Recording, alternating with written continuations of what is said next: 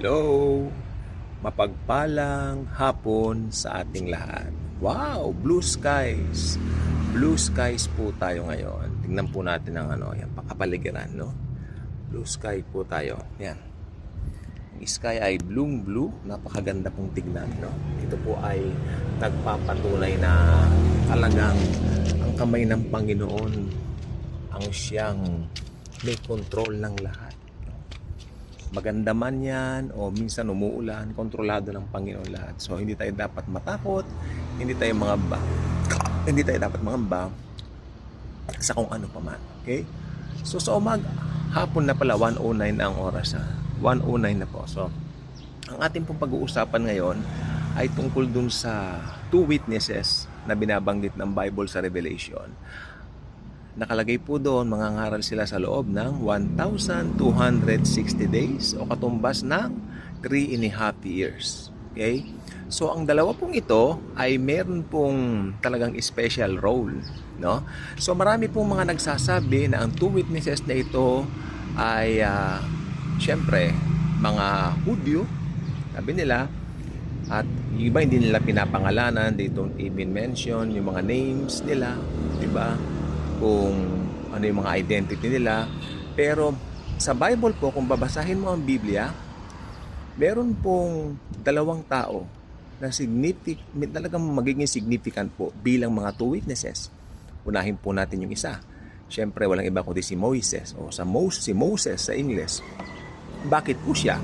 Alam naman po natin na naging role ni Moises nung unang panahon sa Old Testament. Ang kanya pong role ay talaga pong napakalaki. Dahil po, siya po ay ginamit ng Diyos para palayain ang bansang Israel sa bansang Ehipto. No? Si Moises ang ginamit niya para makipagkita kay Pharaoh, para palayain ang kanyang bayan, ng mga Israelita nga, mga Israelites. Okay? Alam din natin yung kanyang beginning. Siya po inilagay sa basket, no? At ipinalutang, no, doon sa ilog. At nakita po nung anak ng Paraon na nagkataong maliligo, pero sa Diyos po lahat ng po yan naka-orchestrate na po lahat. Okay? So yan ang buhay ni Moises. At sa kalaunan nga po, ginamit si Moises para makalaya yung bayang Israel, bayan ng Diyos, siyempre, sa bansang Ehipto. Pangalawa, sino? Mamaya sasabihin ko po yung connect kung bakit po silang dalawa. Pangalawa, walang iba kundi si Elias. Bakit po si Elias? Isa pong magandang pangyayari o nangyari po doon sa isang bundok na kung tawagan ay bundok ng Carmel, na nakipagtunggali siya doon sa mga prophets ni Baal, mga propeta ni Baal. Sige, tawagin niyo pa yung Diyos ninyong si Baal. Tinawag. Inabot na ng almost gabi na, hindi pa rin dumarating yung Baal, sapagkat ang Diyos nila ay peke po si Baal. Hanggang si Moises si Elijah isang tawag lang sa Diyos ng buong sangkatauhan. Siyempre walang iba kundi ang Diyos ng Biblia. Agad pong nagpaapoy ang Diyos, nagpaulan ng apoy at tinupok yung altar ng mga diba, ng mga hindi mananampalataya. Ibig sabihin yung mga believers ni Baal. Okay, yun po ang nangyari. At ngayon, ano po ang significance ni Moises kay Elijah? Ano nga po ba? Well, si Moises, nung kalaunan ng kanyang buhay, wala pong binanggit ang Biblia kung saan napunta yung kanyang body, yung kanyang katawan, parang ganito, saan napunta. Pero ang sabi ng Biblia, siya ay inilibing ng Diyos. He was being buried by the Lord somewhere doon sa Mount Sinai, no? Tapos Sinai ba? Tama ba? I hope I don't know.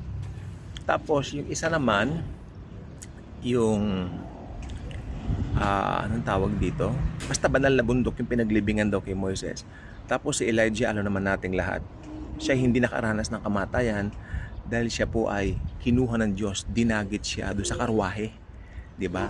Habang yung isang kasama niya, 'di ba siya si Elias, tapos yung isang kasama niya, si Elisha. Napatulala si Elisha, sabi niya, ano nangyari? Yun ang tinatawag na katumbas ng rapture. merong doon tinatawag na pahapyaw kung ano yung mangyayari sa mga believers sa rapture. Kaya excited na ba kayo sa rapture? Anytime now, magra-rapture na po. Yan po ang pinakahihintay nating big event.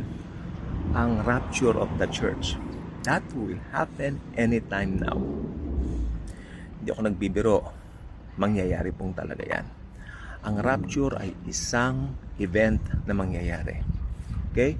Pag nag-rapture na po, sunod-sunod na po yung mga turn of events, hanggang dumating po yung siyempre, andun na po yung Antichrist noon. Hanggang mangyari po yung tinatawag na second coming ni Christ with the believers, siyempre. Ira-rapture muna niya yung kanyang believers, then right after that, sa second coming niya, He will come again with His believers. Tayo po yun. Isang napakalaking katotohanan ng Biblia na hindi mapapasubalian, paniwalaan man nila o hindi. Sapagkat pag nakasulat sa salita ng Diyos, ito ay matutupad at matutupad sa ayaw at sa gusto nila. Kaya gustuhin na po ninyo sana. Okay? So balik tayo doon sa two witnesses. Kaya mas maraming Kristiyano ang naniniwala, especially mga Bible scholars, they believe na ang two witnesses ay walang iba kundi si Elijah at si Moises.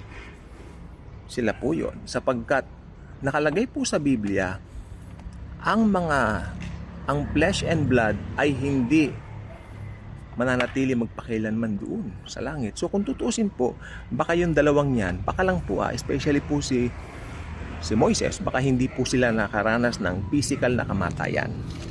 Kaya kailangan nilang mamatay, di ba? Kasi nakalagay po doon, habang nangangaral sila sa loob ng 1,260 days, katumbas ng 3.5 years, no? Ipapapatay sila ng Antikristo. The Antichrist will have them killed habang nangangaral sila. Then akala nila napatay nila yung two witnesses, pero mabubuhay po sila at papanik po sa langit. Yun na po, natupad na po nila. Kasi kailangan mamatay muna lahat bago makapunta ng langit. Requirement po yan eh. Kasi ang tao po nabuhay tapos namatay. So nakaranas sila ng physical na kamatayan, so bubuhayin ulit sila. Yun po ang mangyayari. So nakakamangha po ang mangyayari sa tribulation at nakakatakot at the same time.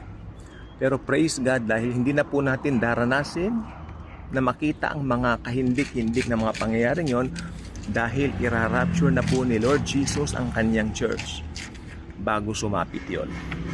Kaya napakahalaga po na mag-aral tayo ng eschatology o ng end times, no, mga prophecy. Make sure you rightly divide the scriptures. Make sure alam mo yung context. Alam mo yung dispensation ng iyong iniaral, lalo na sa pag-a-apply nito sa Book of Revelation. Dahil nalalapit na nga pong talaga ang muling pagbabalik ni Kristo para idagit ang kanyang mga mananampalataya. Tayo po yun eh. Tayo po ang mga believers ni Lord Jesus. Tayo po ang kanyang mga mananampalataya. Idadagit niya tayo para pumasa kanya magpakailan-kailan pa. Dahil tapat si Jesucristo sa kanyang mga pangako. It's only a matter of knowing who you really are in the Lord. At pag alam mo yan, panalo ka. Okay? So ang Panginoong Jesucristo, anytime po ay darating na po. At pagdating ni Jesus, we will be with Him forever and ever. Wala nang katapusan. Wala na yung mga pagsubok, wala na yung mga problema sapagkat lahat ay bago na. Behold, all things become new. We will be with the Lord Jesus Christ forever and ever. Hindi na tayo magkakahiwa-hiwalay pa. So yan lang po ang gusto ko sabihin sa inyo. So maraming pong salamat at naway malaman natin kung sino tayo sa Panginoon. Lagi nating tatandaan, mahal tayo ni Lord. Hindi na tayo pababayaan. Okay? Maraming pong salamat sa pakikinig po ninyo at panonood sa ating vlog na ito. Thank you very much po. Dahil si Jesus ay nasa atin, lagi tayo mananagot. Okay? Thank you and God bless everyone. Thank you sa ating lahat. God bless.